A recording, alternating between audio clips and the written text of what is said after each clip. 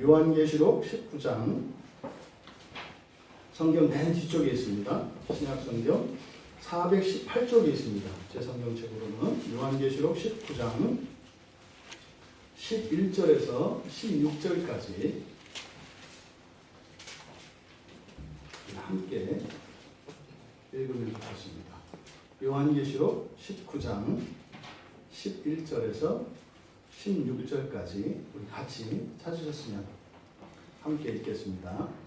또 내가 하늘이 열린 것을 보니 보라 백마와 그것을 탄 자가 있으니 그 이름은 충신과 진실이라. 그가 공의로 심판하며 싸우더라. 그 눈은 불꽃 같고 그 머리에는 많은 관들이 있고 또 이름 쓴 것 하나가 있으니 자기밖에 아는 자도 없고 또 그가 피 뿌린 옷을 입었는데 그 이름은 하나님의 말씀이라 칭하더라.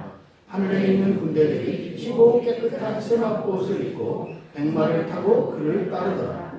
그의 입에서 예리한 검이 나오니 그것으로 만국을 치겠고 친히 그들을 철장으로 다스리며 또 친히 하나님 곧 전능하신 이의 맹렬한 진노의 포도주 틀을 밟겠고 그 옷과 그 다리에 이름을 쓴 것이 있으니 만왕의 왕이요 만주의 주라 하였더라. 아멘. 오늘 우리가 나누게 될 주제는 이 세상의 이제 끝날입니다. 어제 우리가 이제 부활에 대해서 이제 살펴봤는데 이제 현재 우리가 살고 있는 현재의 시점으로 돌아와서 앞으로 이 세상의 끝날, 종말이라고도 합니다. 종말에 그 일어날 일들을 우리가 살펴보려고 합니다. 그래서 저 끝에 어떤 일이 일어나는지를 알고 그럼 여러분들이 그 끝에 일어나는 일을 선택할 수 있는 두 가지의 경우의 수가 있습니다.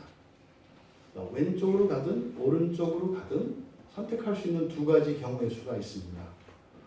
그것을 여러분들이 지금까지 의식을 했든 안 했든 알고 그랬든 모르고 그랬든 원했든 원하지 않았든 여러분들은 그 두 갈래 길 중에 하나의 길을 살아왔습니다. 지금까지. 그러면 내가 살아온 인생길이 어떤 길인가 하는 것을 여러분이 깨달으시고 그 길을 계속 갈 것인지 아니면 길을 바꾸어야 할 것인지 이것을 여러분들이 이렇게 여러분의 인생길을 갱신할 수 있는 오늘이 되기를 바랍니다. 사람이 인생을 살아가는데 우리 교회에서는 제가 이제 많이 하는 말이지 않습니까? 현재를 못 산다. 인생에 일어나는 이 문제의 가장 큰 원인이 현재를 못 산다. 그죠?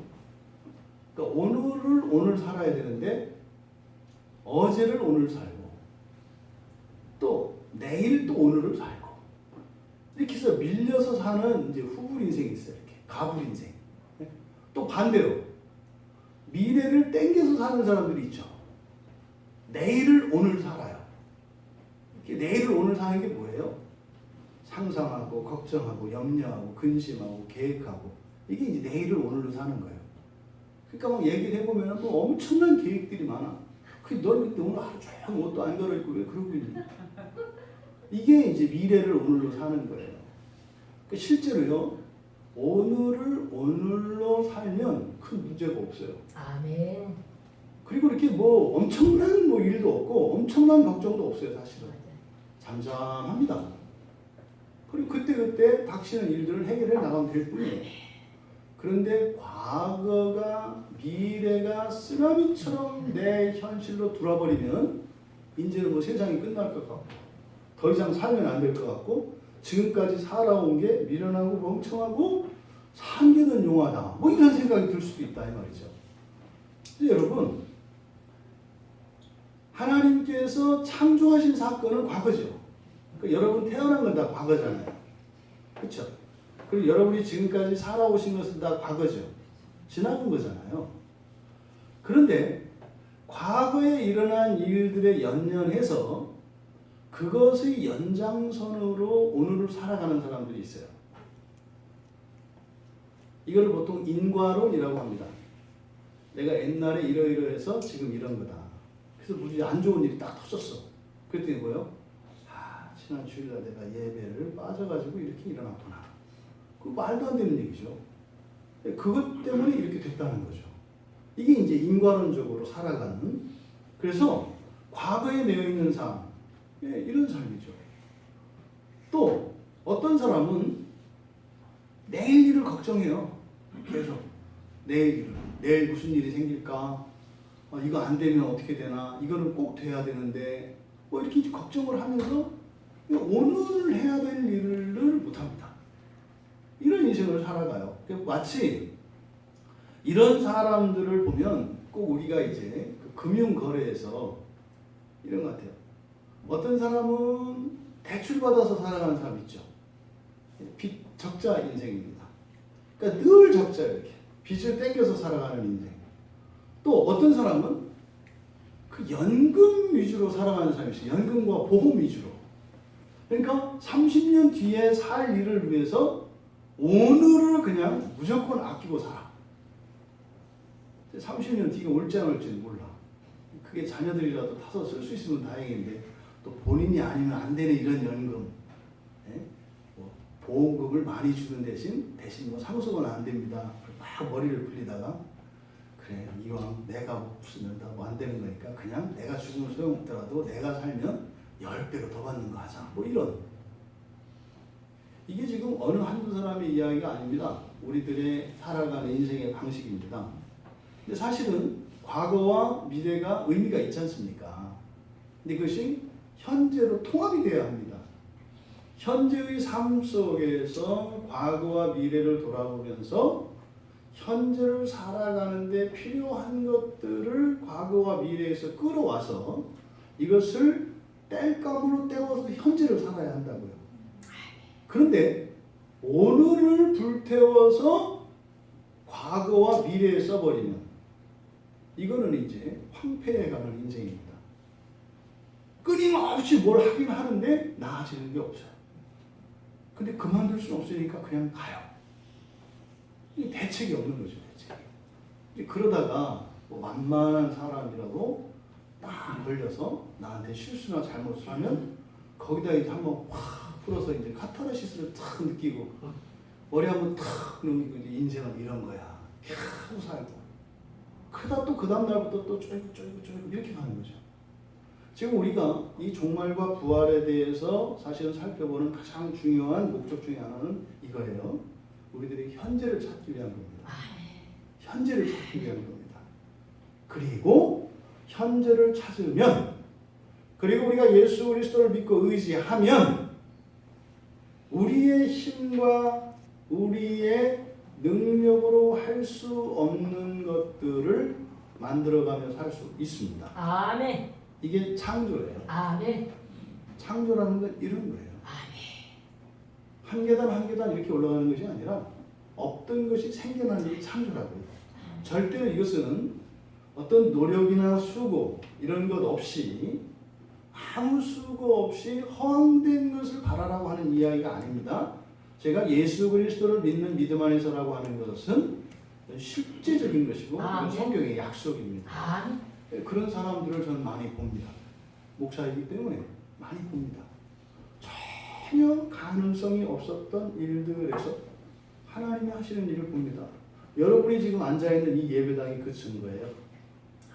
이 예배당이. 여러분들 이렇게 실감 안 할 수 있습니다만 오갈 데 없고 정말로 갈 데 없었는데 그냥 이게 팔 벌리고 이렇게 준비하고 있었어요. 우리들 오라고. 그런 일이 어디 있어요? 그런 일이 다 일어납니다. 여러분 인생을. 아멘. 이게 예수 믿고 살아가는 것이고, 근데 왜 우리의 삶 속에는 그런 게 없는가? 바로 이 끝에 대한 정확하지 않은 이해 때문에 그렇다. 그래서 오늘 이제 이 마지막 날에 일어날 그 마지막에 일어날 일들에 대한 이야기, 그리고 어떻게 우리가 그것을 위해서 준비하며 살아가야 할 것인가. 또 마지막에 그 두 갈래 길이 있다고 그랬는데 그 두 갈래 길의 끝이 무엇인가. 이것에 대해서 우리가 함께 나눌 때 정말로 여러분 인생에 기억에 남을 수 있는 2019년 종교개혁 기념일이 되시기를 바랍니다. 아멘. 10월 31일이 종교개혁 기념일일 뿐만 아니라 내 인생의 개혁의 기념입니다. 아멘. 이렇게 되시기를 바랍니다. 아멘. 먼저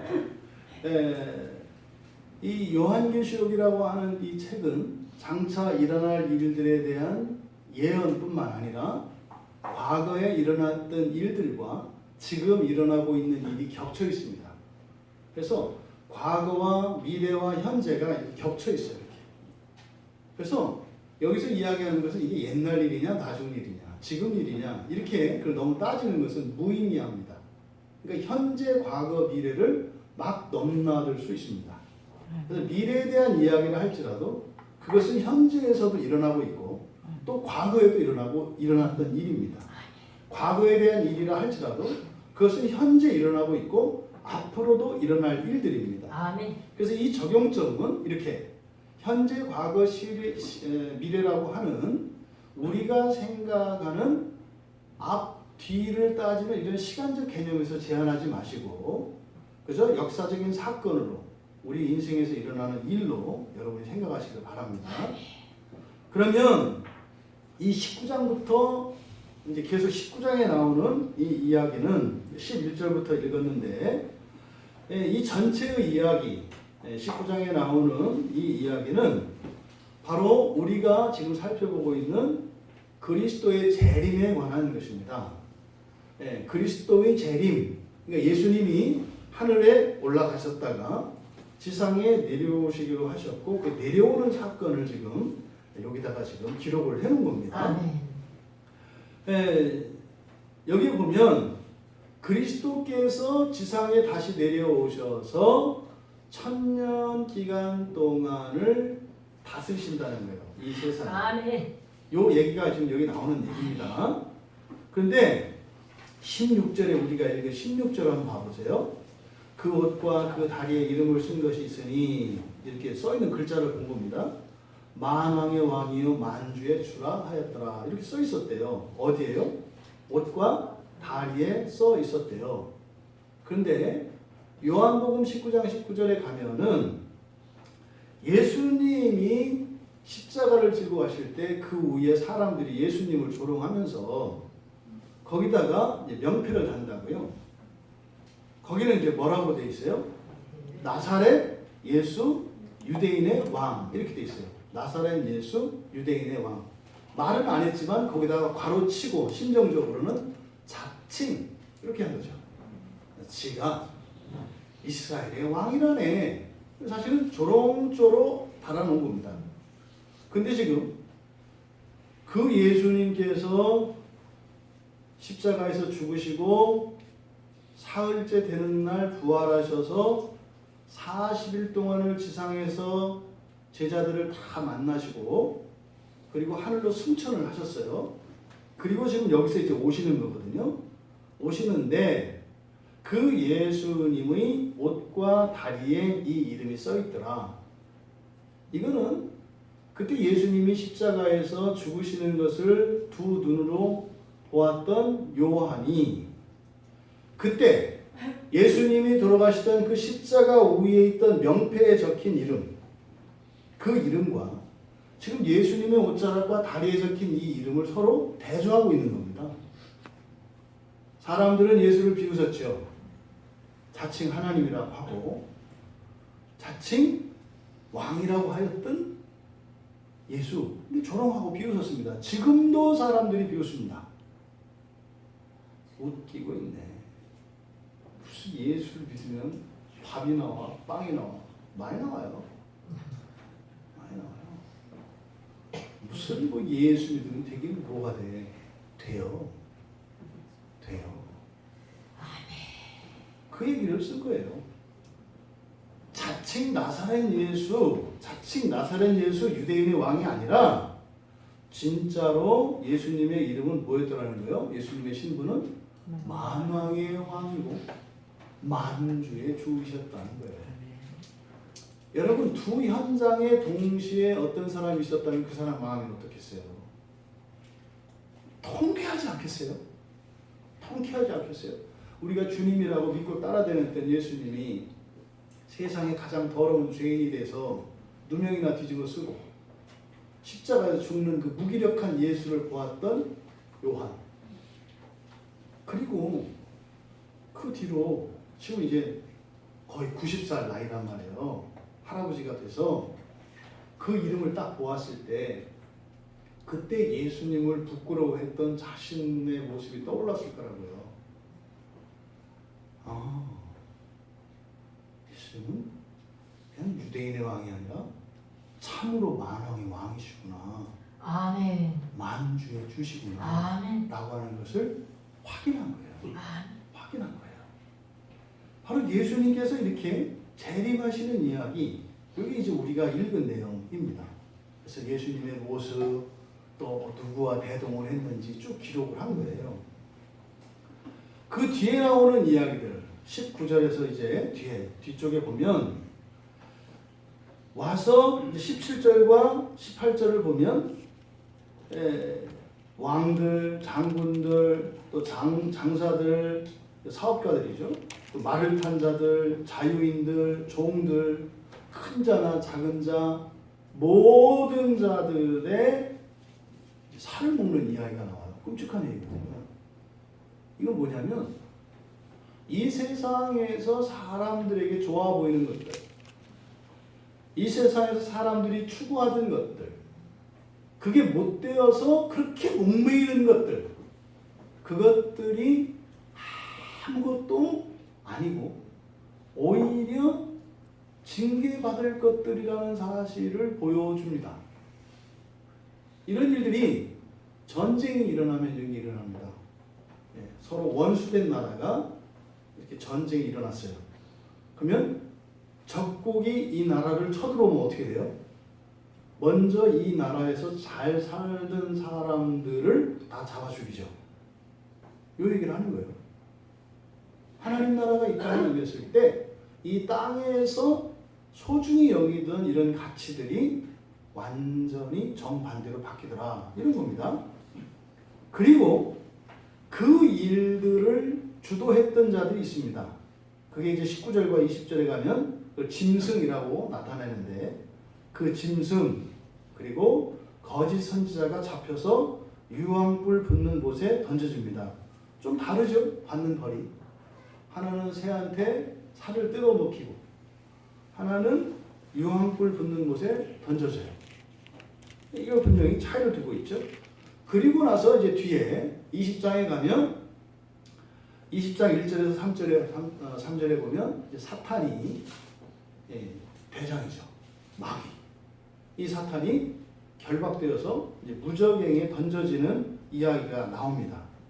이게 지금 앞으로 일어날 일들이에요.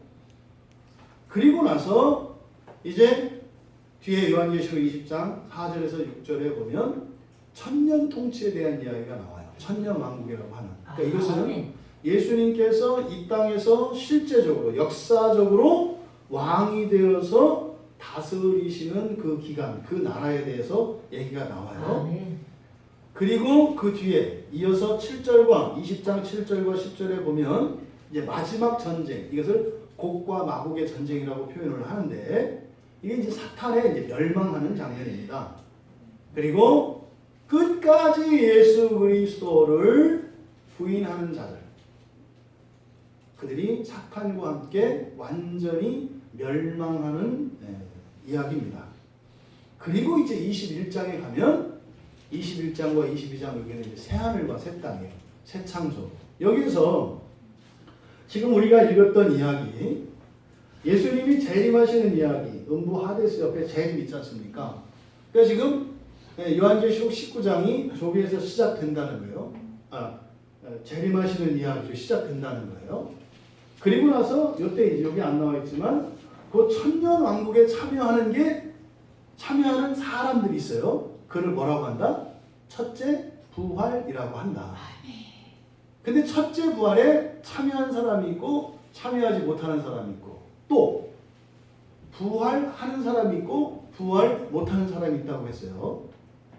그럼 여러분들이 귀담아서 이렇게 들으셔야 할 것은 뭐냐면 내가 첫째 부활에 참여할 것인가 말 것인가, 또 내가 부활에 참여할 것인가 말 것인가. 그러니까 부활을 하되 맨 처음 부활하는 첫 차로 부활할 것인가? 아멘. 아니면 뭐 그 다음 차로 부활할 것인가? 아예 부활을 하지 않을 것인가? 이것을 여러분들이 결정하시는 거예요. 그러니까 궁극적으로는 부활할 것이냐 안 할 것이냐를 결정하고 둘 중에 하나를 결정하고 또 부활을 해야 되겠다 하면은 처음에 부활을 할 것이냐 말 것이냐를 결정하라는 거예요. 그러니까 둘 중에 하나를 선택을 해라. 근데 사실 결국은 뭡니까? 첫째 부활에 참여할 것이냐 말 것이냐를 선택하시라는 거예요. 여러분들이 지금까지 예수를 믿고 교회를 다니고 또 그냥 인생을 살아왔는데 하루하루가 아주 의미가 있어요. 내가 오늘 왜 그 일을 했고 내가 오늘 이렇게 살아온 것이 아주 의미가 있어요. 이렇게 살아왔다면 그 사람은 분명한 목표의식을 갖고 있는 사람이에요. 근데 만약에 여러분들이 첫째 부활을 목표로 잡는다면 여러분이 그냥 하루 아무 생각 없이 살아도 하루를 마치고 오늘 하루를 되돌아보면 그 의미를 찾을 수 있어요. 아멘. 이 첫째 부활을 목표로 가지게 되면 그렇게 돼요. 아멘. 그래서 무슨 일을 하더라도 그 일의 의미가 뭔지를 알게 된다고요. 아멘. 그래서 이거는 나한테 좋은 일이구나. 그래서 그것을 더 하게 돼요.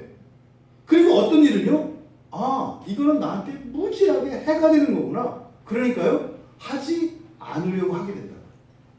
그러니까 여러분이 무엇을 할 것이냐 말 것이냐보다 더욱 중요한 것은 이 목표입니다. 아멘. 그래서 이 기준을 놓고 취할 것과 버릴 것을 여러분이 결정하는 거예요. 그 다음에 취하기로 하고 버리기로 했을지라도 그게 여러분 마음대로 안 된다고요. 그게 안 되는 거예요. 나쁜 습관을 끊으려고 하는데 딱 끊기로 했어요. 그날 그렇게 하지 않으면 안 되는 일이 일어나요. 그래서 어떻게 해요? 내일부터 그렇게 하기로 마음을 먹게 만들어요. 이게 실제로 여러분 인생 안에 계속 일어나는 일이에요. 갈등하고 고민하잖아요. 늘. 그런데 반복해요. 이걸 가지고 자기 탓하거나 이건 어리석은 거예요. 그 문제가 아니에요. 지금 목표가 설정이 되어 있지 않기 때문에 의미가 없어요. 그러니까 뭐예요? 똑같은 일을 하더라도 언제는 기분이 좋으면 하고 언제는 기분이 나쁘면 안 하고 그런 거잖아요. 이게 우리 학생들이 집에서 이렇게 딱 있는데 엄마가 공부하라고 그래. 근데 오늘 기분이 너무 좋아. 엄마가 잔소리해도 그냥 그 사랑의 음성, 사랑의 충고로 들려. 엄마는 어쩌면 나를 이렇게 사랑하세요. 그냥 엄마 따라서 하면 내가 잘 되겠네요. 얼른 공부해야지. 이렇게 할 때가 있고. 또 반대로. 엄마는 아빠하고 싸우고 왜 나한테 화풀이야? 이렇게. 아무리 좋은 말을 해도 그걸 이제 왜곡해서 듣는 이런 일들이 일어나죠. 그러니까 똑같은 일인데 의미가 달라요. 상황에 따라서. 그럴 수가 없죠. 그럴 수가 없다고요. 왜요? 목표가 없기 때문에 그렇다는 거예요. 여러분들이 이 첫째 부활을 여러분의 인생에, 여러분의 신앙의 목표로 삼으시길 바랍니다. 아멘. 그러면 여러분이 왜 사는지를 아세요. 아멘. 일이 내 뜻대로 될 때도 있고 안 될 때도 있잖아요. 근데 그것 자체가 목표가 아니라니까요. 안 돼도 그 목표를 향해서 기여한다면 잘 된 거죠. 내 뜻대로 돼도 목표에서 벗어난다면 잘못된 거죠. 이게 성경에서 우리가 신앙 교회에서 많이 얘기하는 하나님의 뜻이라는 거예요. 선하신 뜻, 하나님의 뜻이라는 게 바로 그거예요. 지금은 내가 일시적으로 고통 가운데 있어요. 근데 보니까 이렇게 해서 그 목표를 향해서 가는 것이 이 상황이 나한테 꼭 필요해요. 그러니까 뭐예요? 목표에 부합하는 한목적적인 삶인 거예요. 근데 막 잘 됐어. 근데 정신이 번쩍 드는 거예요. 야, 이거 이렇게 가면 이거 전혀 딴 방향으로 가고 있구나. 이런 거죠. 그래서 분명한 목표. 사실은 이게 하나님이 천지 창조하신 목적이고요. 여러분이 이 세상에 태어난 목적이에요. 아멘. 그 목적 안에서 여러분의 직업도 있고 여러분의 취미도 있고 여러분의 가족도 있고 여러분의 일상도 있고 여러분의 신앙생활도 있고 그런 거예요. 아멘. 근데 그게 없는 상태에서 하는 모든 일들은 오락가락하게 됩니다. 언제는 좋고 언제는 싫고 내 마음에 따라서 그러니까 뭐요? 내가 주인이 아니라 누가 내 주인이요? 내 마음이 내 주인이죠. 사실 그때 마음의 가장 핵심은 감정이죠. 특히 그 연세좀 중년 이상의 그 우리 여성들은 이거 정말로 조심해야 돼. 네? 마치 이렇게 뭐 변덕 부리고 이러는 것을 나이 먹은 특권으로 알고 원래 갱년기는 그런 거야. 그러면서 그거 그냥 고삐 풀린 망아지 마냥 내비쳐 두지 말라고. 어른들만 그런 거 아니에요. 청소년도 마찬가지예요. 뭐 사춘기인데 뭔데 해가지고 나는 이 시기에는 그런 거 없어요. 노예예요, 노예 여러분들이. 노예처럼 살지 말라고. 다 알아요. 여러분이 속으로 찔리는 거. 암만 바라고 해봐 다 안다고. 여러분, 여러분 인생의 주인 되시기 바랍니다. 아멘. 여러분은 존귀한 분들이세요. 아멘. 정말로. 여러분들 얼마나 존귀한지 아세요? 아멘. 그렇죠. 너무너무 소중한 분들이에요. 여러분 감정을 속이지 마시고 여러분의 마음을 속이지 마시고 여러분의 인생을 모욕하지 마세요. 존귀한 삶을 사세요. 아멘. 자존감을 갖고 여러분 명예를 높이고 거룩하고 숭고한 존재로 하나님이 그래서 지금까지 여러분들과 함께 하시는 거예요. 아멘. 그 인생을 하시기를 바라요. 여기서 우리가 그래서 염두에 두어야 할 것은 바로 마지막 일에 일어날 자세한 얘기를 다 할 수는 없습니다만 이 세상에 끝이 있다. 그렇죠? 예수님이 오셔서 심판하시고 징벌하시고 죽일 거 죽이시고 뜯어먹을 거 뜯어먹으시고 다 하신다. 그리고 나서 그 가운데에서 하나님이 다스리시는 그 나라에 참여시키는 자들이 있다. 이걸 첫째 부활이라고 한다. 아멘. 그래서 세상 끝날에 일어날 일들에 대해서 우리가 얻어야 될 교훈은 첫째 부활이라는 게 있으면 나는 꼭 거기에 가야 되겠다. 아멘. 이건 논리적인 결론이에요. 믿음이 아니에요. 그런 게 있다고 가정한다면 첫째 부활을 위해서 살아야 되겠구나. 아멘. 이렇게 정리하시라는 거예요. 아멘. 그러면 이게 끝에 일어나는 일인데 그러면 하늘과 땅에서 일어났고 또 지금도 일어나고 있는 일들이 있어요. 사실 오늘 여러분들의 하루 삶 속에서 일어났고 지금까지 여러분이 살면서 겪었던 일 있잖아요. 그리고 지금 현재 여러분의 삶 속에 일어나고 있는 일들이 있잖아요. 요 일들을 기록한 곳이 이제 요한계시록 12장에서 14장에 잘 나타나 있어요. 계시록 12장에서 14장을 보시면 간략하게 요약을 해드릴게요. 요한계시록 12장에 보면은 큰 붉은 용, 안 물어보겠습니다. 어쨌든 큰 붉은 용, 여기 이제 마귀 사탄이에요. 큰 붉은 용에 대한 이야기가 나오고 또 이제 광야로 피신한 여인에 대한 이야기가 나와요.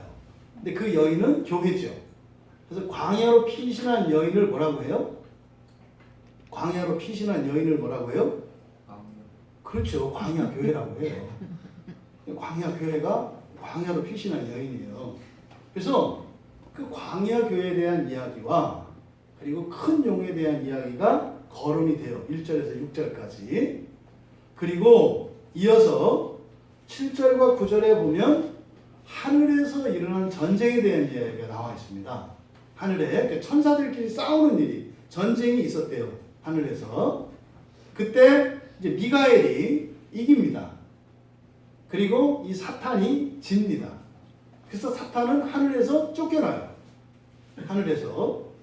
그때 쫓겨날 때 이 사탄이 부리던 천사들을 데리고 쫓겨납니다. 근데 사탄을 뭐라고 얘기하냐면 온 천하를 꿰는 큰 용 이렇게 얘기해요. 온 천하를 꿰는 큰 용. 오늘 여러분들이 후회하는 일이 있었다면 꾀는 용이 여러분들을 사기친 거예요. 여러분들이 후회하는 일이 있다면. 근데 일방적으로 사기를 당하진 않아요. 여러분들이 동조했기 때문에 거기에 이제 당하는 피해자가 되시는 거예요. 어쨌든 그 천사들이 땅으로 쫓겼대요. 그러니까 사탄 마귀가 어디 살아요? 사탄 마귀 주소는 어디 계세요? 지상에 있어요. 이제는 지상에. 여기 있다고요. 여기에. 그러니까 오늘도 우리가 여기서 이제 지들에 대한 사경을 한다고 하니까 첩보원 보내고 하지 않겠어요. 그죠? 보냈을 거 아니에요. 근데 못 들어와. 오다가 죽지. 왜? 권사님도 막 기도하고 있다 했거든. 오면 죽어요. 그러니까 안 와. 그러니까 지금 저 앞에서 쳐다보든지. 여러분 커튼 들추지 마세요. 그러니까 이 세상에서 실제로 역사한다고요. 그런 영들이. 근데 그것은 일방적으로 하진 못해요. 거기 그들이 사용하는 힘은 우리들의 힘이에요. 우리들이 가진 힘을 이용해서 우리 스스로 내 주먹으로 나를 치게 만들어요. 그러니까 내 주먹으로 나를 쳤으니까 내가 나를 친 거이기도 한데 원래 나라면 나를 안 치는데 나를 쳤으니까 또 이게 내가 한 것도 아니야. 그래서 사람들이 잘못을 시인하지 않는 거예요. 내가 하고 싶어서 한 줄 알아? 나도 하다 보니까 그렇게 됐어. 이런 거예요. 이렇게 되는 거예요. 그래서 죄를 인정하지 않아요. 거기는 다 핑계가 있고 이유가 있거든요. 근데 그것은 누구 잘못 어떤 일 이렇게 속게 만드는데 그 실체는 사탄이에요. 사탄. 그 이야기, 그 원인이 되는 이야기가 바로 사탄이 이 땅으로 쫓겼다는 거예요. 그리고 나서 12절과 13절에 있는 내용은 하늘과 땅의 희비가 교차해요. 이런 거예요. 이제 학생들이 이렇게 이제 학교에 다니는데 한 반에 엄청나게 사람들을 괴롭히는 어떤 문제가 있었어. 그럼 걔 때문에 매일 단체 기합이야. 매일 단체 기합이야. 그래가지고 뭐 애들이 그냥 학교 가기가 싫어. 왜? 오늘 또 단체 기합을 틀림없이 갈 거야. 왜? 하루도 빠진 적이 없거든. 누구 때문에? 걔 때문에. 근데 오늘도 가기 싫은 그 학교를 그냥 꽉 참고 터벅터벅 갔는데 뭐 교실에서 갑자기 와 하는 소리가 들려.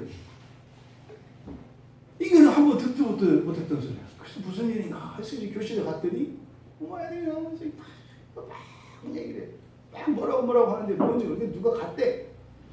그때 뭐야? 야 전화 갔대. 전화 갔대. 그때 그 반에 있는 애들은 잔치죠. 근데 막 좋아하다가 가만히 생각해보니까 그 중에 한 애가 그러는 거야. 야 근데 걔네 학교는 어떨까? 근데 좋아지는 거야. 희비가 교차되는 거야. 그러니까 하늘에 있던 사탄이 하늘에서 땅으로 쫓기니까 하늘에서는 잔치가 나고 난리가 났어요 이제. 그랬는데 뭐라고 얘기냐면 땅에 있는 애들은 참 어렵겠다 이렇게 얘기하는 거예요. 땅을 사는 애들은 어렵겠다. 그래서 인생은 괴롭다 이렇게 얘기를 하죠.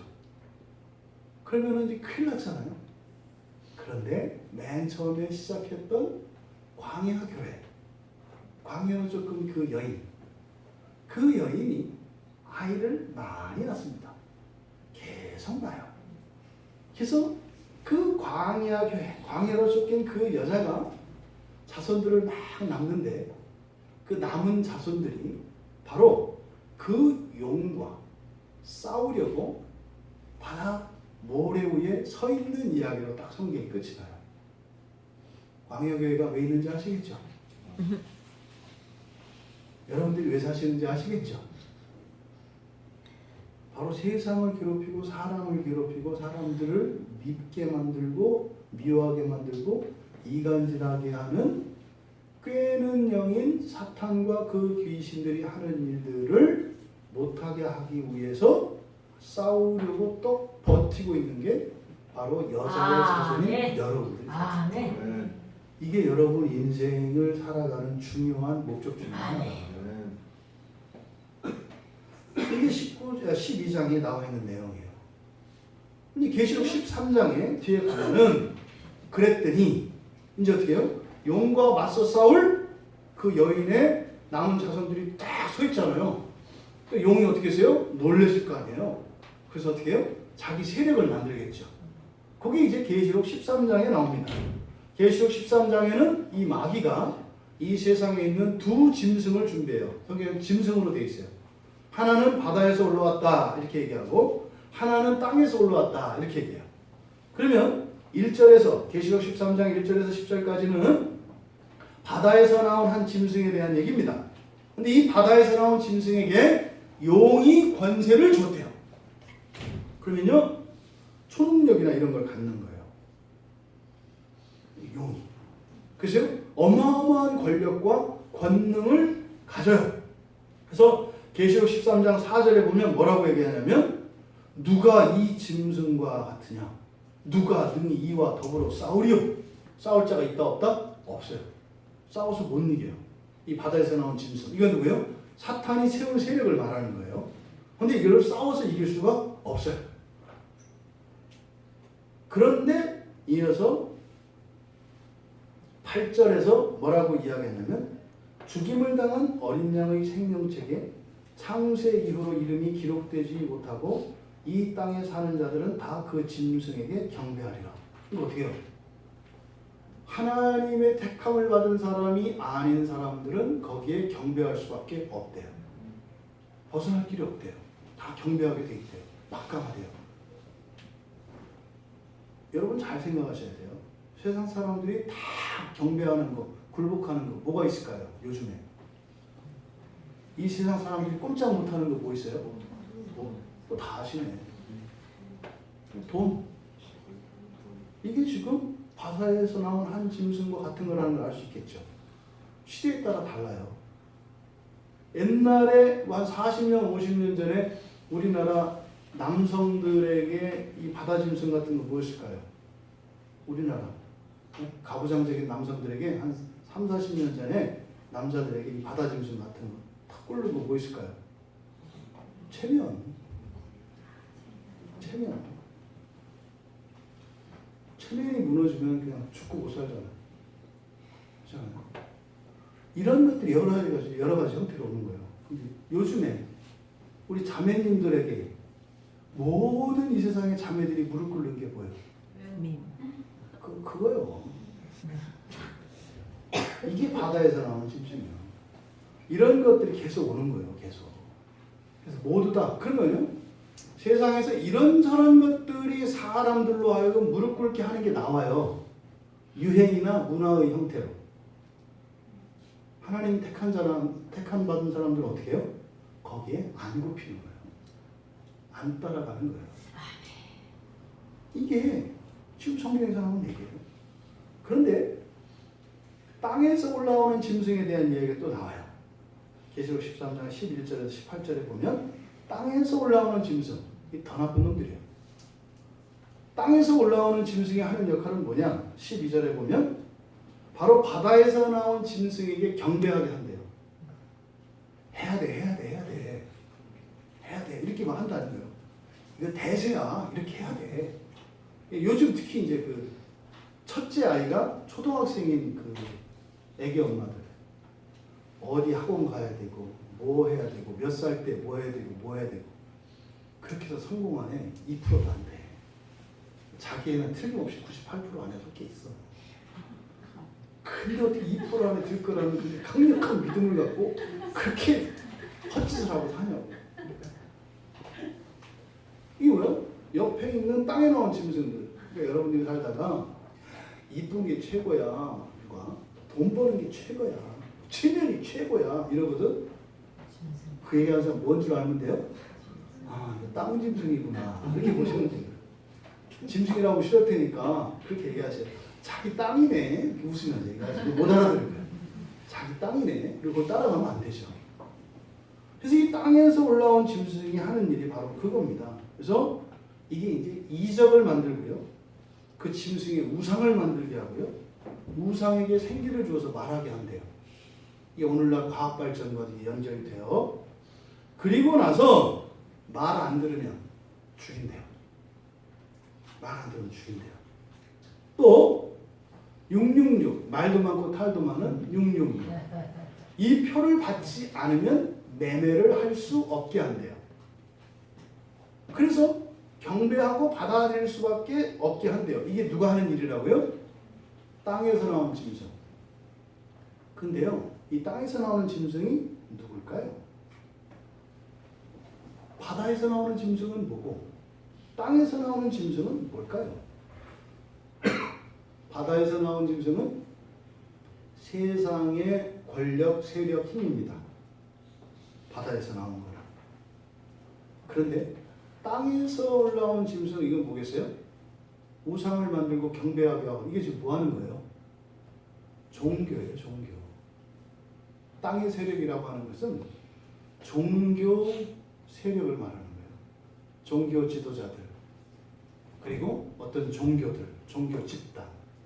이것을 땅에서 올라온 짐승이라고 해요. 그러니까 세속의 가치와 세속의 문화에 동조하고 오히려 그것을 부추기는 종교는 바로 성경에서 땅에서 올라오는 짐승이라고 합니다.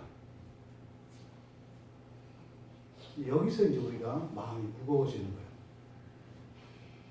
마음이 정말로 무거워지는 거예요. 근데 이 일은 그러니까 사탄이 사용하는 힘이 두 가지 힘이라는 거예요. 하나는 세속의 힘과 하나는 종교의 힘이라는 거예요. 이때 종교의 힘은 무슨 불교, 무슬림 이런 걸 말하는 거 아니에요. 우리 내부에 있는 걸 말하는 거예요. 우리 내부에서 이렇게 하나님의 말씀을 왜곡시키고 그래서 돼요. 세상을 쫓아가도록 부추기는 거짓 선지자. 이거 뒤에 가면 이거를 거짓 선지자라고 해요. 성경과 다르게 가르치는 것을 땅에서 나온 짐승이라고 얘기한다고요. 굉장히 두려워요. 마지막에 되어질 이 일들을 아니라고 부정합니다. 자신 있게 저 지옥 이런 거 없다고 얘기합니다. 또 심지어는 가능성이 남아있는 사람들로 하여금 절망하게 해서 너무 신자가 아니다 해서 완전히 불신자로 스스로 낙인 찍어버리게 하고 스스로 찍는 거예요. 스스로 주홍 글씨를 거울 보고 이렇게 해서 스스로 찍어. 이렇게 스스로 찍다가 잘못 찍히면 어떻게 돼요? 또 찍어야 되잖아. 이런 일들이 지금 교회 안에 일어나고 있어요. 그러니까 이 땅의 짐승과 바다의 짐승이라고 하는 것은 이 세상에서 힘을 발휘할 수 있는, 이 세상에서 영향력을 행사하는 그 힘을 두 가지로 나타내는 거예요. 세속 권력과 종교 권력. 이것은 여러 가지 형태로 나옵니다. 지식의 형태로, 또 여러 가지 형태로 나옵니다. 이것을 두 가지로 13장에서는 이렇게 얘기한 거예요. 그러니까요, 사탄과 맞서 싸울 수 있는 광야교회의 자식들, 이거 뭐예요? 이 지상에 있는 교회에서 예수를 믿고 참된 신앙을 따라 살겠다고 하는 사람들, 이 사람들이 남은 자녀들이에요.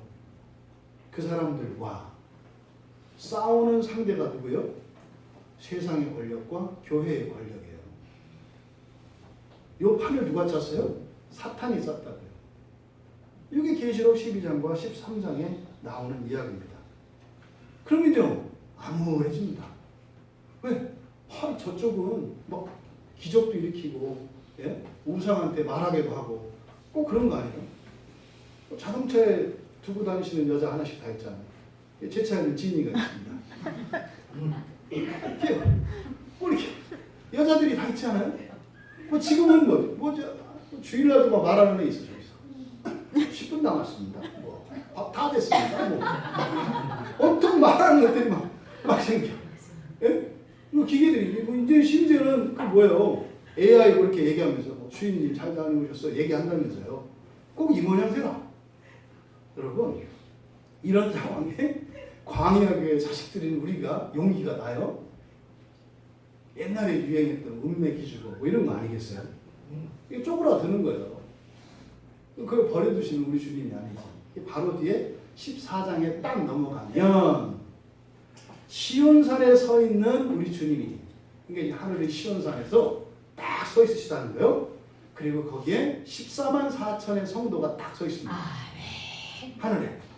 그리고 나서 6절과 11절에 보면 천사들이 막 내려와서 복음을 선포합니다. 아멘. 복음 선포 내용은 딱 하나예요. 니들 그래봐야 진다.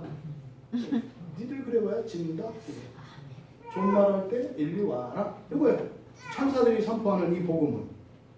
그리고 나서 복음을 선포한 뒤에 12절에서 20절에 걸쳐서 알곡을 추수하고 포도송이를 진노의 틀로 던져버리는 하나님의 진노가 쏟아지는 일이 나옵니다. 그리고 그렇게 얘기한다고요.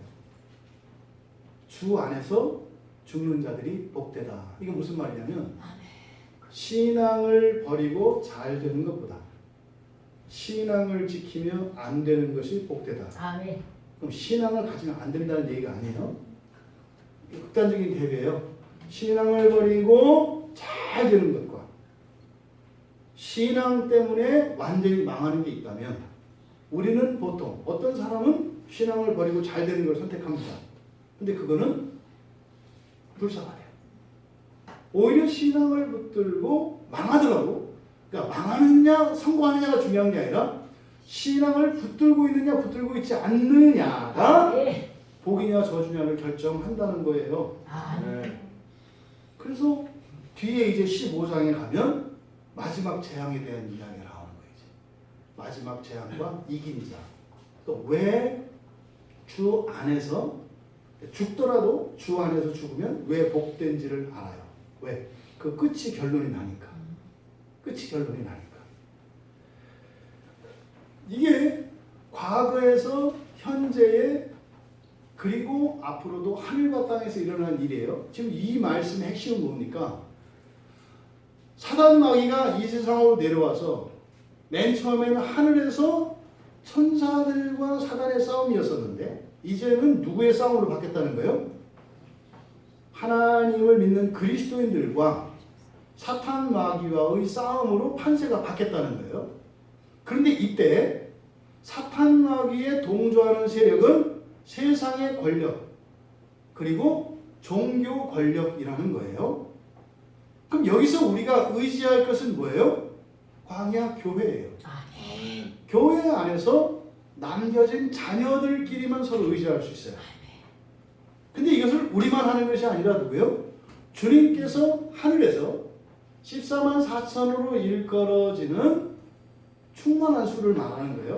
14만 4천 명이 아니라 12지파에다가 뭐 12 곱하기 12 하면은 144가 나오잖아요. 그래서 이제 만들어진 숫자예요. 이게 뭐냐면 꽉 찬 숫자 이런 겁니다. 전쟁을 하자면 완전 이기는 숫자 뭐 이런 거예요. 거기다가 천사들까지 동원되죠. 그러니까 지상에서 사탄과 성도들이 싸우는데 이 싸움은 우리들만의 싸움이 아니라 주님께서 지원군을 보내주신다는 거예요. 아멘. 천사들을 보내주시고 말이죠. 하늘에 있는 군대를 보내주신다고. 그 싸움을 지상에서 하는 거예요. 누가? 여러분이. 아멘. 오늘도 그렇게 사신 거예요. 아멘. 지금까지 그렇게 사신 거라고요. 여러분이 의식을 했든 안 했든. 그러면 여러분이 지금까지 살면서 여러분 인생 안에 일어났던 이 일들을 이 말씀을 가지고 생각을 해보면 이해가 돼요. 아, 그때 그게 바다 짐승이었었고 그게 땅의 짐승이었었고 아, 그거는 같은 형제 자매였었는데 내가 짐승으로 오해했구나. 이게 나온다고요. 나는 내 형제, 내 자매들이 그게 아니라 그거는 땅 짐승이었구나. 이걸 여러분들이 분별할 수 있게 돼요. 아멘. 그리고 이것은 독립적인 인격체로서뿐만 아니라 여러분 안에도 그 일이 일어나요. 여러분 안에도 바다 짐승의 영향을 받는 게 있어요. 땅의 짐승을 영향을 받는 게 있어요. 뭐예요? 돈 좋아하는 거. 돈이면 다 된다고 생각하는 거. 하나님 세상에 사기만 하면 하나님 팔아서 당장이라도 쓸 용의가 있는 거. 이게 바다 짐승의 생각이에요. 땅의 짐승은 생각해 보겠어요? 내가 기도 한 번 할 때마다 100만 원씩 생기게 해주는 거. 이런 거 바라는 거.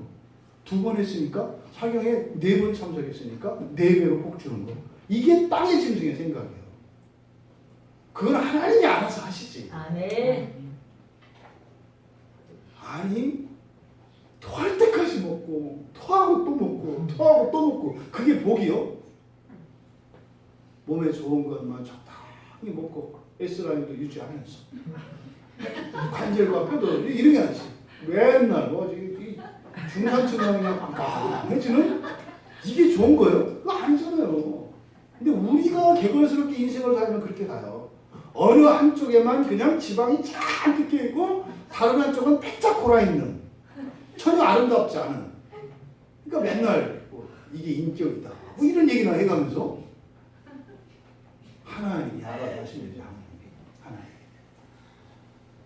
여러분 안에 있는 이런 얘기를 할 때 우리의 삶 속에서 그런 실체들과 세력도 여러분들이 분별해야 하고 여러분 개인적으로도 내 안에 있는 바다 짐승의 세력과 땅의 짐승의 세력은 무엇인지를 여러분들이 깨달을 수 있으셔야 돼요. 아멘.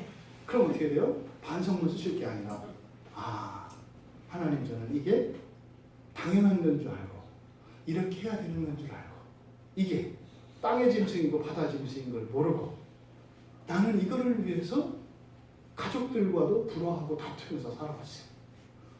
하나님 제 죄를 이길 수 있도록 은혜를 주십시오. 아멘.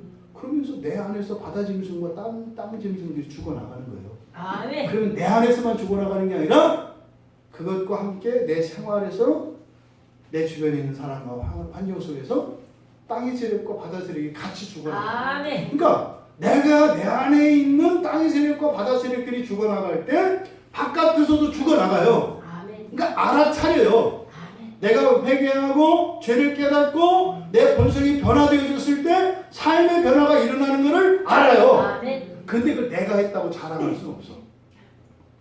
왜? 나는 다들 나만 했거든. 근데 그것도 하나님 은혜를 했거든. 근데 밖에서 뻥 하고 폭죽이 터지는 거예요. 그러니까 어떻게 해요? 할 때마다 폭죽이 뻥뻥 터지니까 나중에는 마치 내가 하면 폭죽이 터지는 것처럼 생각을 해요. 그러다 시험이 들면 어떻게 돼요? 안에서 딱 됐는데 폭죽이 안 터져. 그럼 이 하나님이 실수하네? 이렇게 나오는 거예요, 이제. 이게 시험이 드는 거죠. 다 겪어보셨죠? 저도 그렇게 겪었어요. 이게 개인 간에, 개인 내면에, 우리 가족 안에, 교회 공동체 안에, 회사 안에, 요게 이런 일들이 이렇게 일어나는 거예요. 이렇게 일어나요. 이것들이 교묘하게 자신을 속이고 감추고 있죠.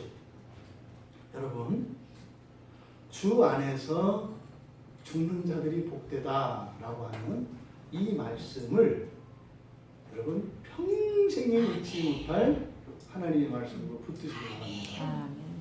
그러면 어떻게 말하세요? 세상에 버림받고 여러분이 죽으면 어떻게 하신다고요? 하나님이 집어요. 아멘. 하나님이 집어요. 아멘. 하나님한테 한번 짚혀보는 그 인생을 여러분들이 맛보시기 바랍니다. 아멘. 그래서 죽는 것을 두려워하지 않고 아멘. 세상에서 지고 패배하고 밀리는 것을 두려워하지 않고 그런 거 있잖아요. 많은 간증들이 있어요. 많은 간증들. 예? 잘 되기 위해서 열심히 하기 위해서 예? 그래가지고 아주 세계적으로 유명한 사람이 됐어요. 그래가지고 어떻게 해요? 다른 나라 가다가 비행기가 폭파해서 죽었어요. 실제로 일어난 일이에요. 차라리 그렇게까지 유명해지지는 말았더라면 살을 부리고 몇 년이라도 같이 사랑을 나누고 살 수 있었을 텐데 여러분이 지금 어떻게 살려고 생각하세요? 여러분이 원하는 일이 지금 되면 돼요? 아니면 우리의 앞일을 아시는 하나님의 뜻대로 돼야 돼요. 아멘. 저는 하나님의 뜻대로 되길 바랍니다. 아멘.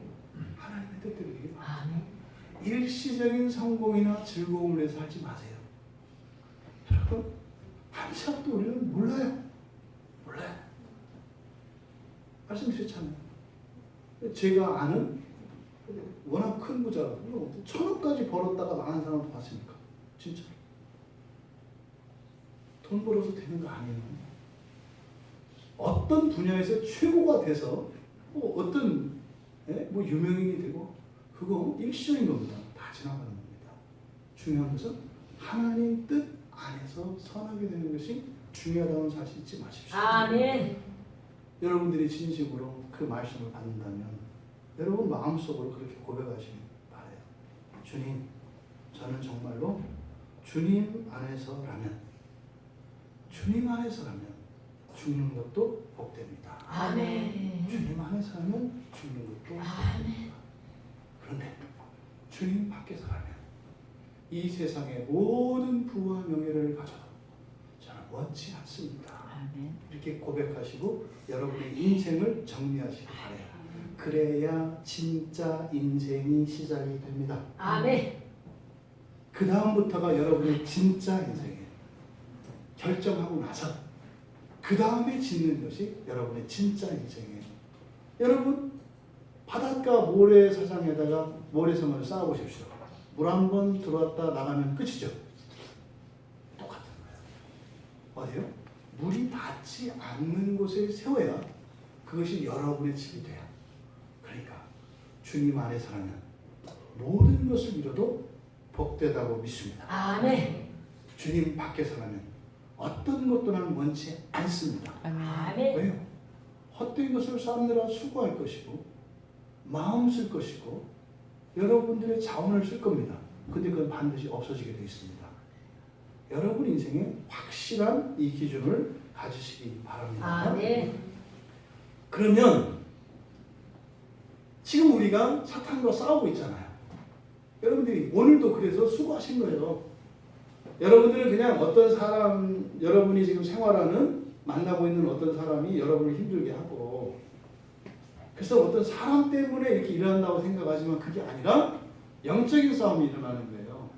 사탄이 어떤 사람들을 바다 세력으로 쓰고 땅의 세력으로 쓴다고요. 제가 여러분들한테 잘못 쓰이면 어떻게 쓰이겠어요? 땅의 세력으로 쓰이겠죠. 여러분 아유 그런 거 없어요. 지옥 이런 거 없어요. 가짜예요, 가짜. 여러분 교회만 열심히 나오고 헌금 꼭꼭 하시고 물론 바쁘면 안 나오셔도 돼. 하지만 그 교회 그 온라인 계좌 보내드릴 테니까 헌금 빠지지 마요. 그렇게 해야 또 이렇게 출금분 찍어. 그래 나중에 딴 데 안 가지. 땅의 짐승이 이렇게 얘기합니다. 이런 일이 일어나요. 자기들이 어떻게 책임지려고 지옥이 없다고 그래요? 성경에 있는 거예요. 말도 안 되는 거예요. 아니 정말로 이해가 안 된다니까요. 성경에 있는 걸 왜 아니라고 하냐니까. 성경에 있는 걸. 여러분 우리는 성경만 따라갑시다. 아멘. 제가 모자라고 틀릴 수 있어요.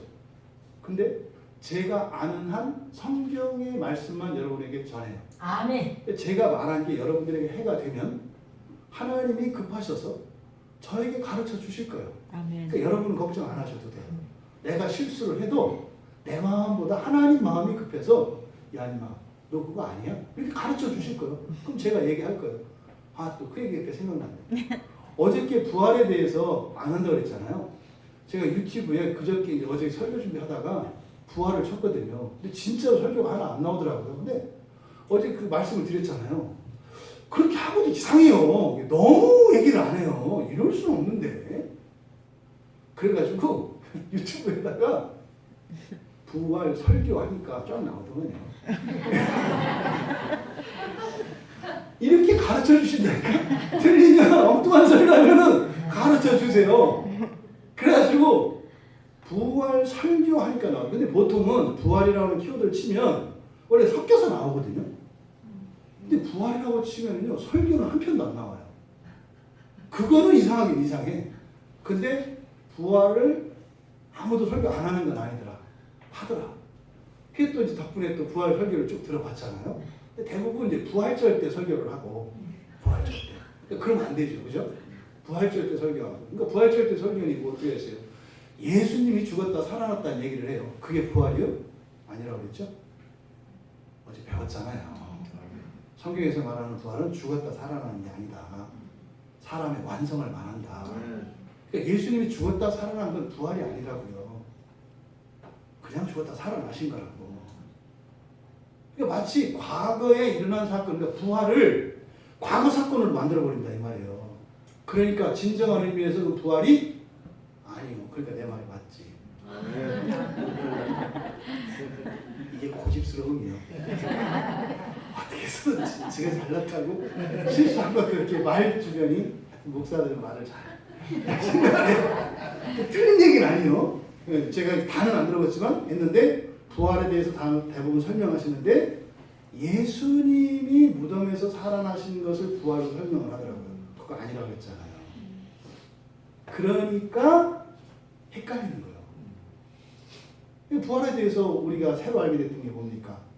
제가 요한계시록 작년에 계시록 설교할 때 그때 제가 그렇게 설교했어요. 마지막 심판 때 예수 믿지 않는 사람들도 다 부활해서 몸으로 이제 아주 지옥의 고통을 겪게 된다. 이게 뭐예요? 아주 못된 그 마귀 심성이 있었던 거예요. 구원받지 않는 사람들을 조금 더 괴롭히고 싶은 마음이 있었던 거예요. 그래서 어떻게든지 부활시키고 갖고 벌을 줘야 돼. 그래 더 괴롭지. 그래 내가 예수 믿고 산 게 더 좋지. 이걸 깨달았어요. 근데 그렇게 배워서 이제 그냥 한 거죠. 근데 부활은 불신자들은 부활을 못해요. 염려하지 말라 그랬죠. 부활 안 해도 충분히 고통을 받으니까. 꼭 몸이 있어야 고통받는 게 아니라 충분히 고통받으니까.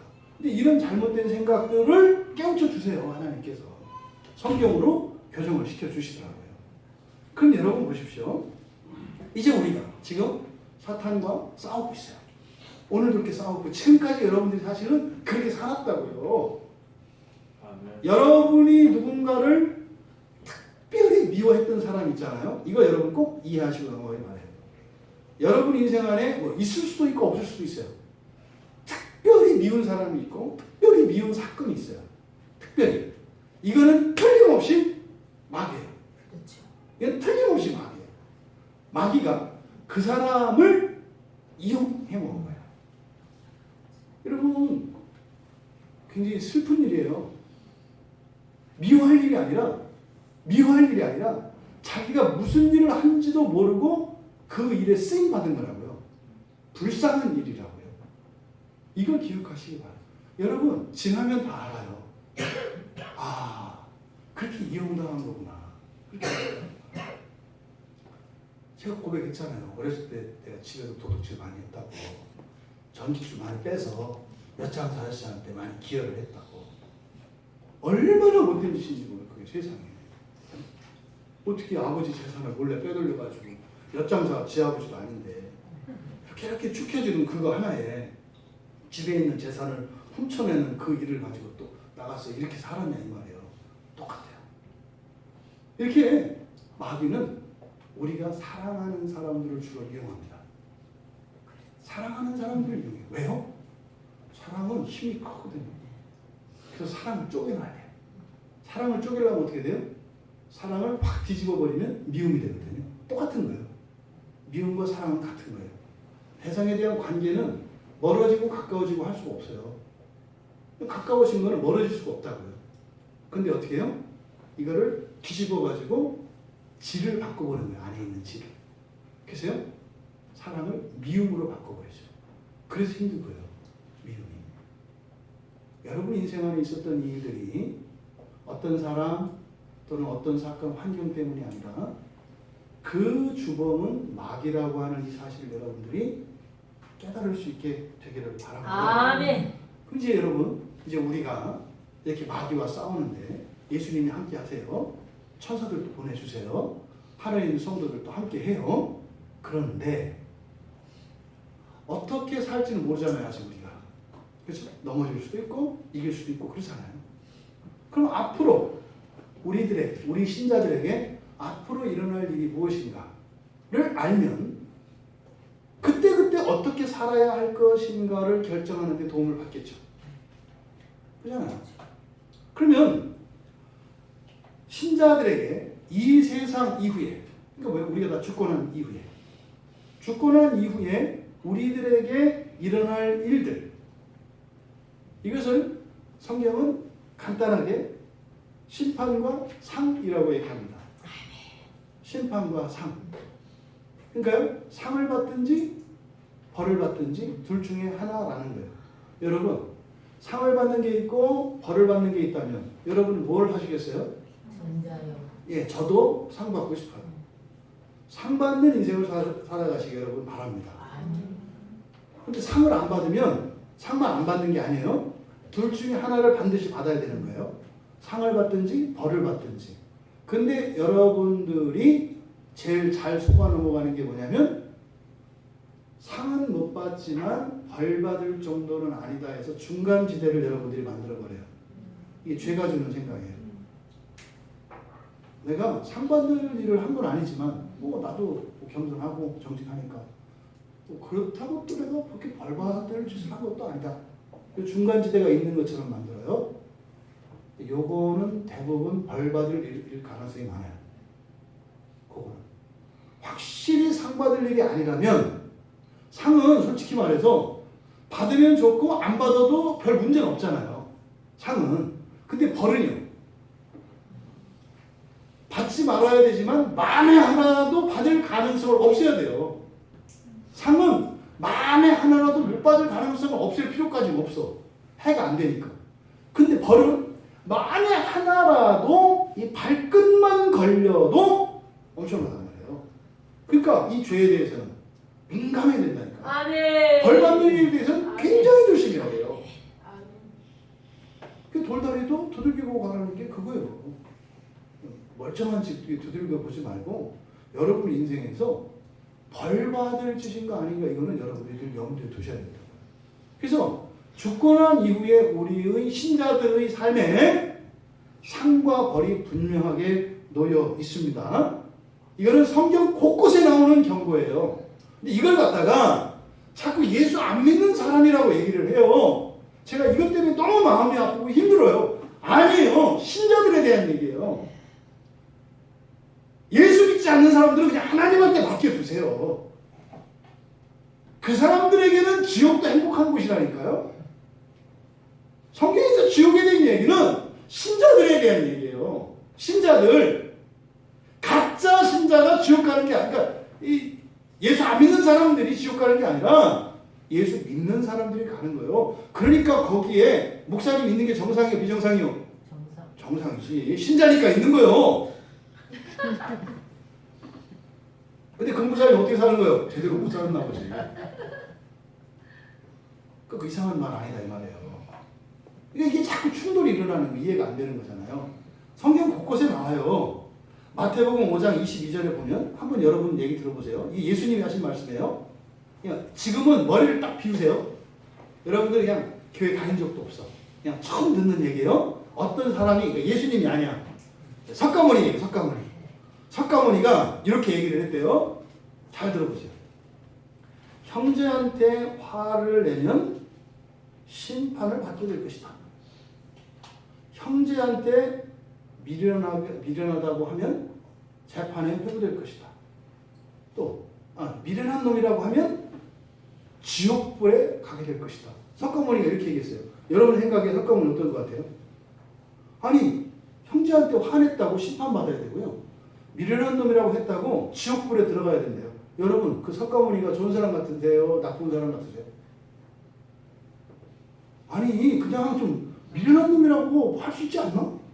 그때 무슨 지옥불에 던져. 근데 이게 누가 하는 말씀이에요? 예수님이 하신 말씀이에요.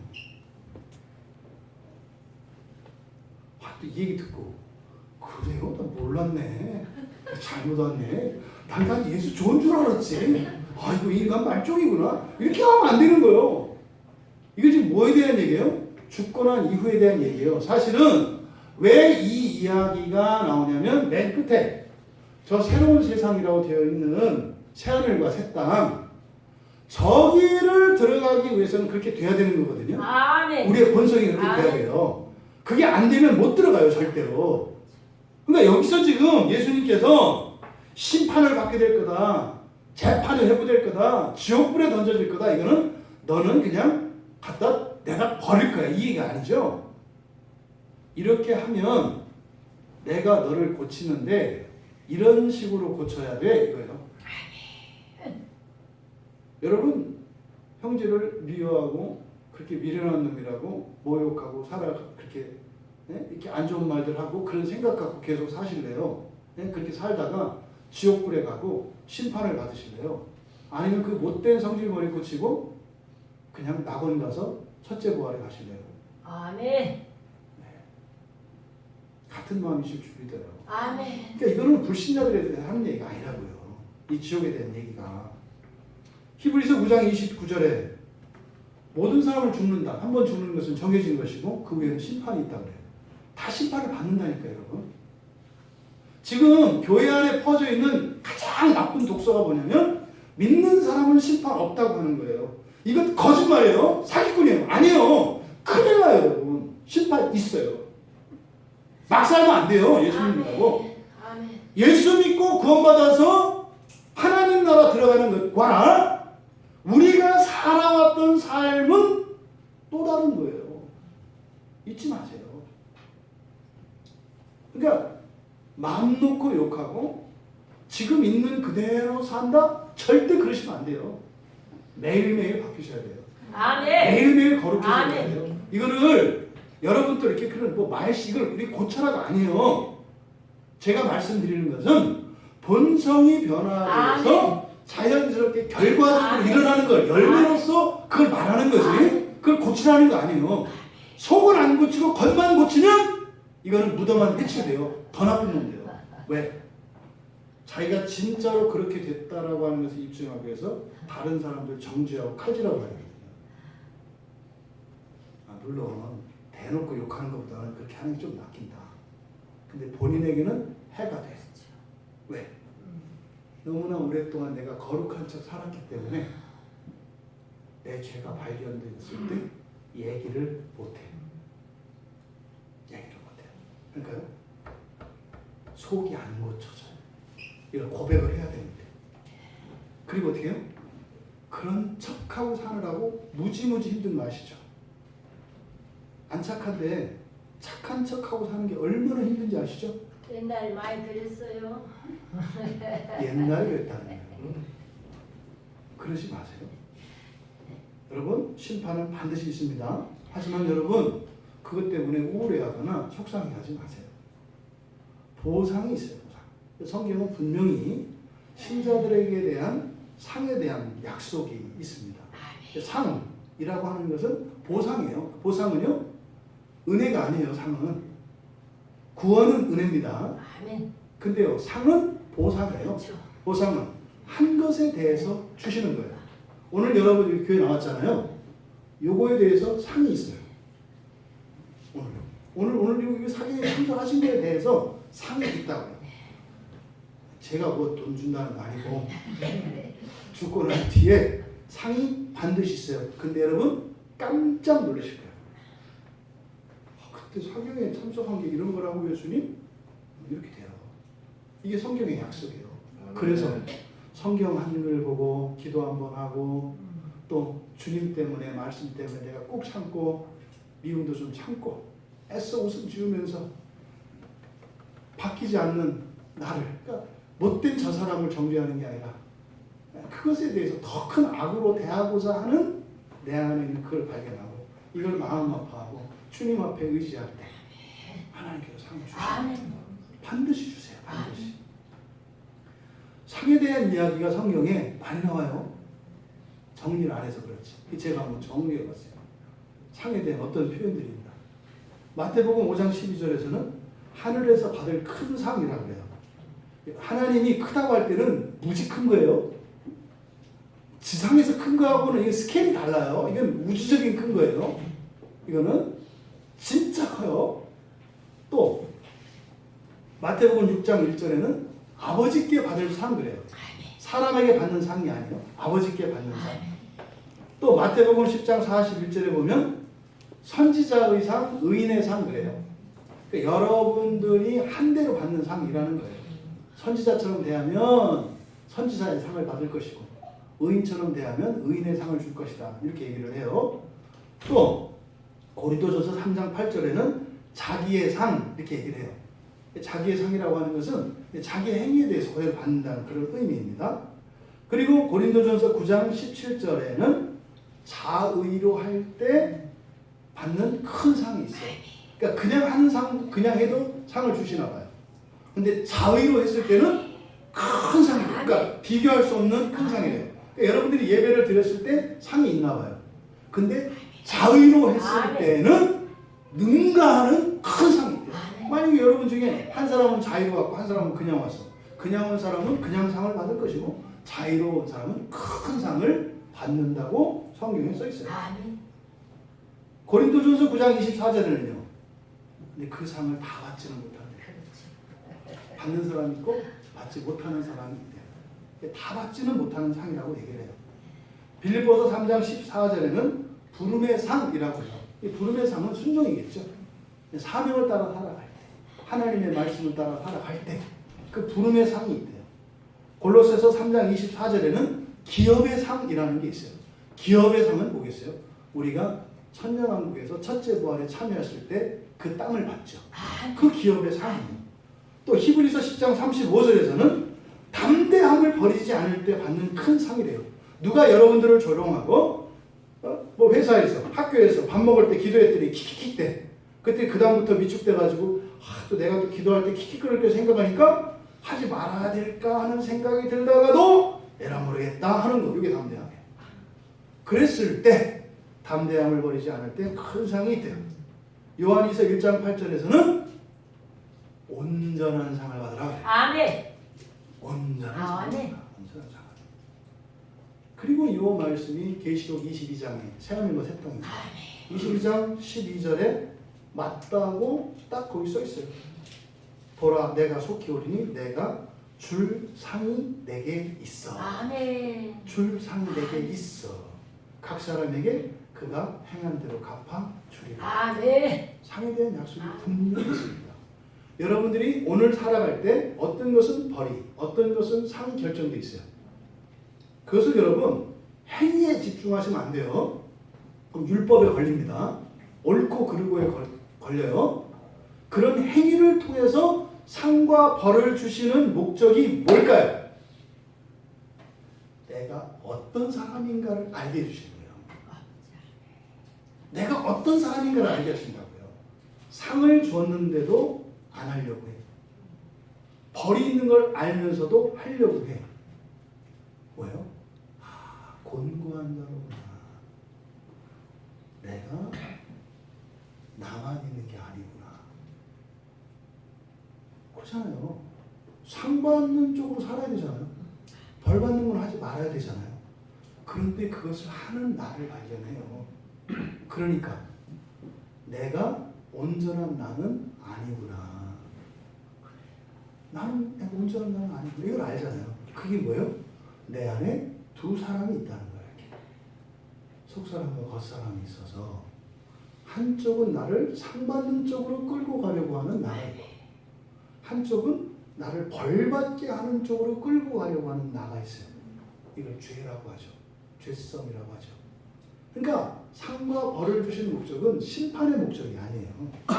우리로 하여금 우리 안에 있는 이 죄가 실체로서 깨달아질 수 있도록 하실 겁니다. 사실은 율법의 목적이 그거거든요. 그래서 우리가 상을 추구하며 살아가야 합니다. 근데 그것을 그 상 자체를 바라면 안 되는 거예요. 진짜 상은 이미 받았어요. 뭐예요? 주님 안에서 하나님과 연합한 거예요. 아멘. 정말에 새하늘과 새 땅에 참여한 거. 그러니까 우리가 성경에 약속된 이 모든 상들은 사실은 저 새 창조 세계 아래 아멘. 하나님 안에서 사는 우리들이 그냥 일반적으로 생각하는 천국, 그게 우리들의 모든 상이에요, 사실은.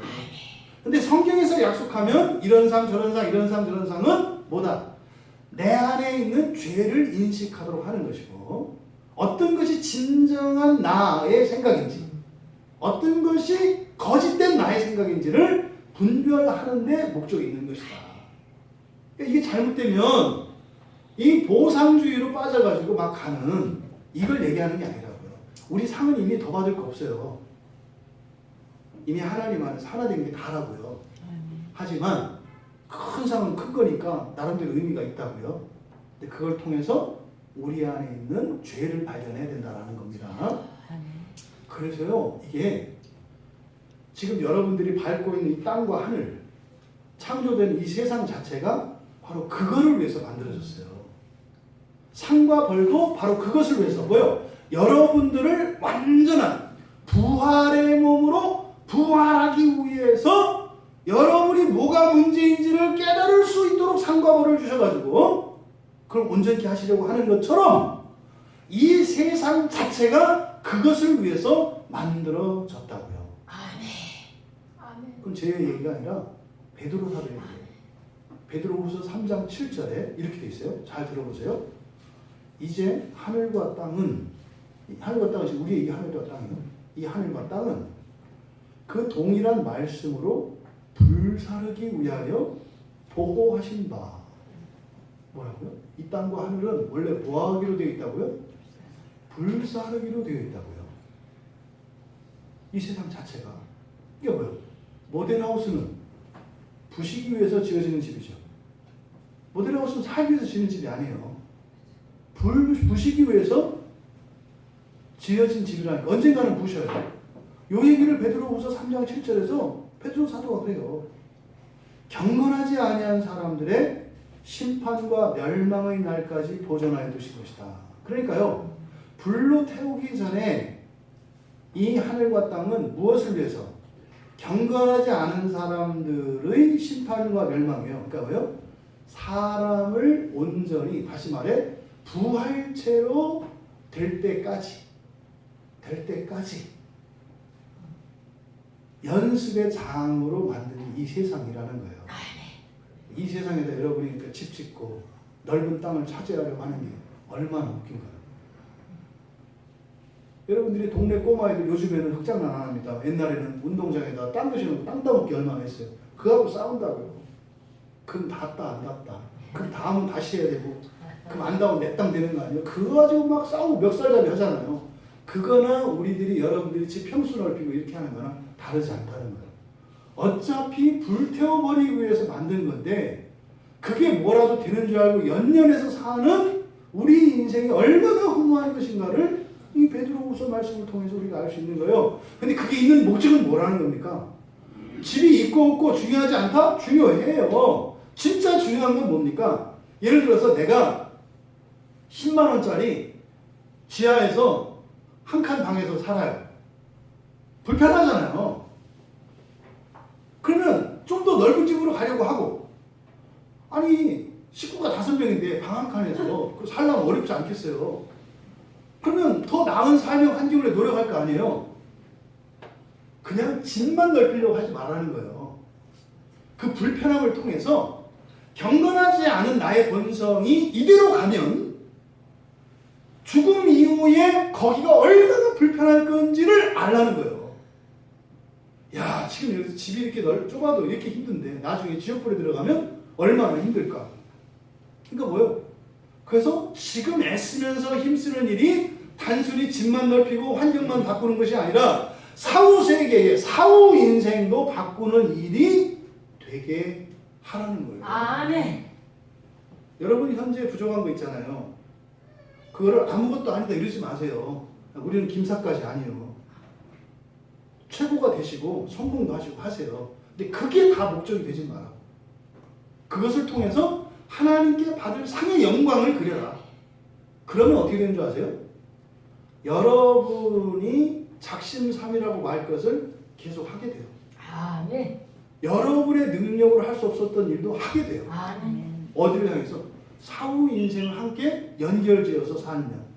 이거를 영생에 잇대어 사는 삶이라고 얘기하는 거예요. 여러분, 계시록 20장 11절에도 땅과 하늘이 그 앞에서 피하여 간데 없더라. 똑같죠? 베드로 사도의 말씀과. 이 하늘과 이 땅은 다 없어질 거예요.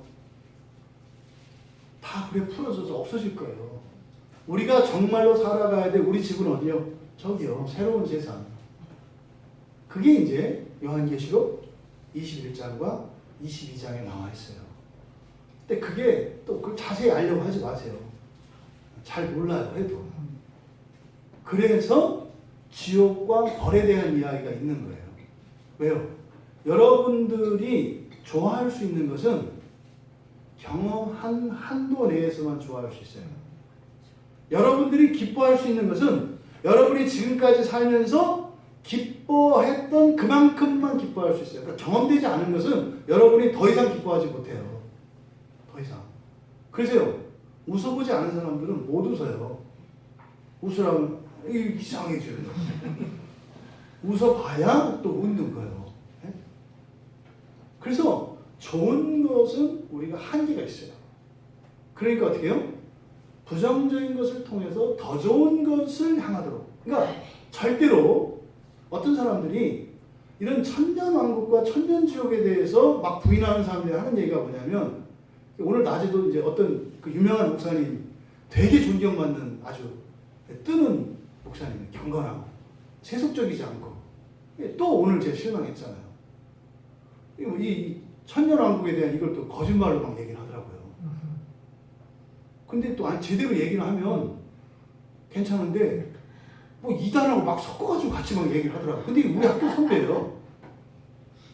이게 또 좋은 목사님 하나 또 지워졌잖아요. 그리고 나서 다른 걸 보면 다 바뀌어요. 이게. 의미가 달라진다고요. 여러분, 이 세상은요 없어지게 돼 있습니다. 그러니까 우리가 살아가는 가장 중요한 목적이 뭡니까? 첫째 부활이라고 했잖아요. 아멘. 그럼 첫째 부활이라는 것은 뭐냐면 경건해지는 거예요. 우리의 본성이 주님을 똑 닮는 거예요. 속에서 자꾸 이런 말 나와요. 야, 네가 어떻게 주님을 닮아? 너하고 주님은 클래스가 달라. 이거 다 거짓말이거든. 그러면 주님은 닮을 수도 없는데 우리 보고 닮으라고 그랬다고? 나쁜 예수님이지 그러면. 아니 뱁새가 황새 쫓아가다 어떻게 돼요? 그럼 우리 다 가랭이 찢어지라고. 그럴 리 없어요. 예수님을 꼭 닮게 돼 있어요. 아멘. 예수님 꼭 닮게 돼 있어요. 아멘. 근데 그 일이 언제? 부활에 일어난다고 했어요. 아멘. 지금 일어나는 건 아니에요. 부활에 일어나는 거예요. 아멘. 근데 그 부활은 지금 살아가는 것과 관련되어 있다. 아멘. 무관하지 않다. 가만히 대충 살다가 아니다. 가만히 대충 살다가 지옥 복무연한이 늘어난다. 지옥 복무연한이 늘어난다. 잊지 마세요. 여러분, 지옥 체험은 그냥 인생 살면서 겪는 것을 끝냅시다. 충분히 지옥을 경험하잖아요. 네? 이 지옥으로, 이 세상 지옥으로 끝냅시다. 근데 이거는 이러든 저러든 다 겪는 거예요, 사실은. 근데 이것을 지옥으로 살아내세요. 지옥으로 살아낸다는 의미가 뭡니까?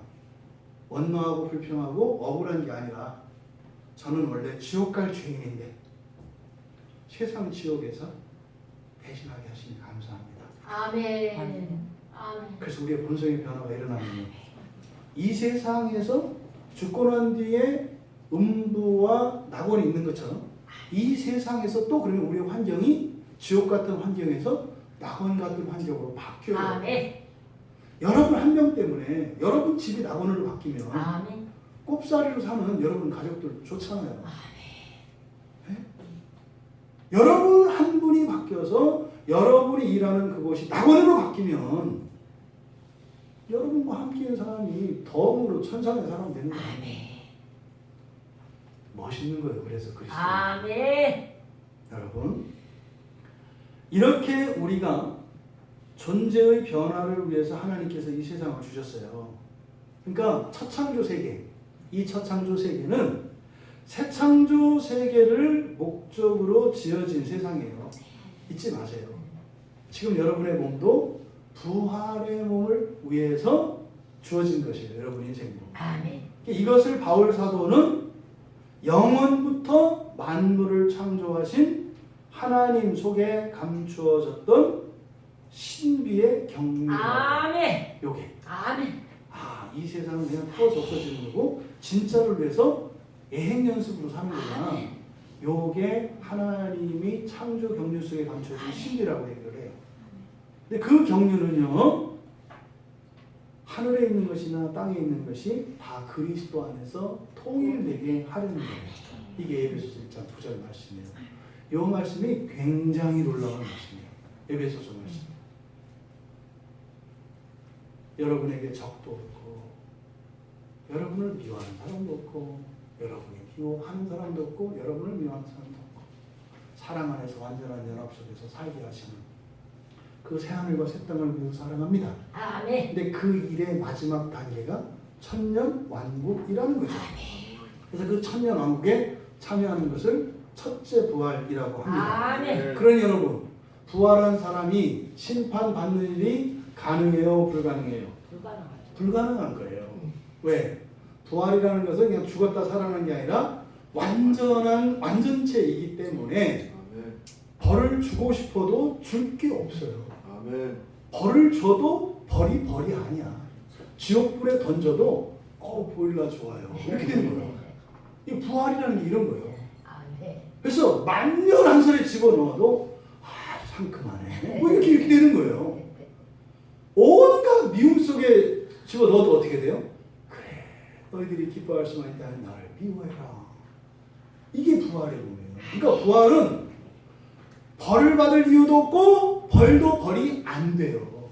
아멘. 그런데 그 부활을 갖다가 지옥에다 넣어놓고 벌을 주려고 했던 제가 얼마나 어리석었어요.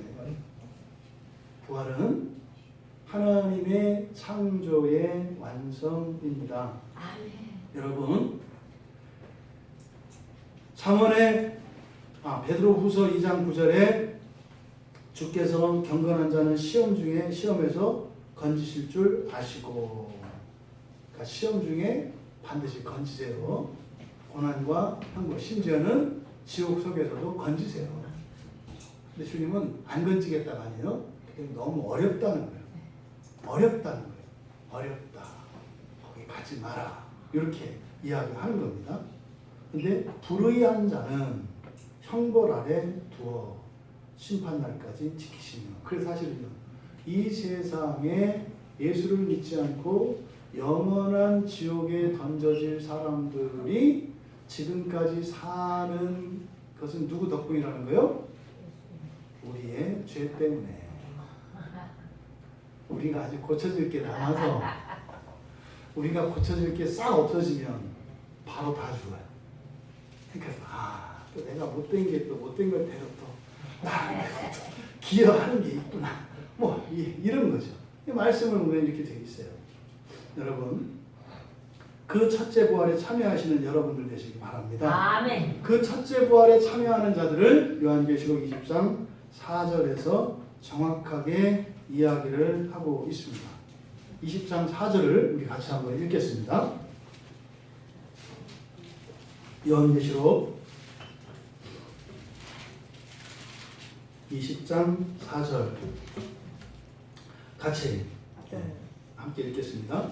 또 내가 보좌를 보니 거기에 앉은 자들이 있어 심판하는 문제를 받았더라. 또 내가 보니 예수를 증언함과 하나님의 말씀 때문에 복뱀을 당한 자들의 영혼들과 또 짐승과 그의 우상에게 경배하지 아니하고 그들의 이마와 손에 그의 표를 받지 아니한 자들이 살아서 그들과 그리스도와 더불어 천년 동안 왕으로 다니니, 살아서 그리스도와 천년 동안 왕으로 다니니 아멘.